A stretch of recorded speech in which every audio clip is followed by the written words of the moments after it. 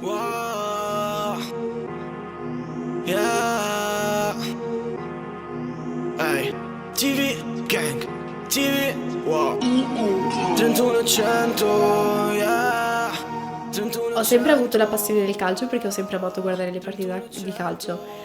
E non so, l'aria da ragazza che gioca a calcio mi ha sempre ispirato, quindi dal mio piccolo ho sempre voluto essere quella ragazza che giocasse a calcio. Ci sono ragazze molto più brave di me, non sono fortissima, però mi piace giocare, quindi ci gioco.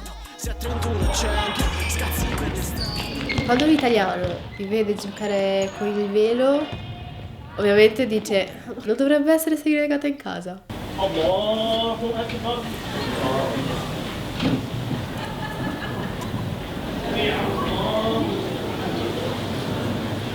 Ho iniziato a portare il velo tanti anni fa. Ero ancora piccola, non capivo il significato del velo e di tutto ciò che ci stava dietro.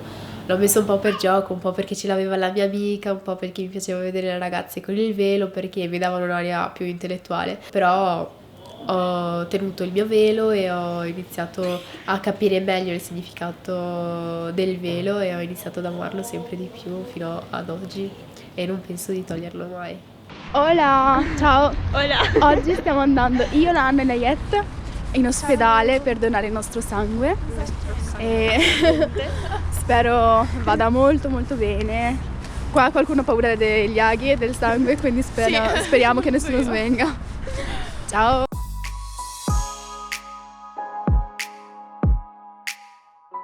A 30 anni, inshallah, che significa se Dio vuole, vivrò, non si sa se in Italia o all'estero, comunque penso in Europa.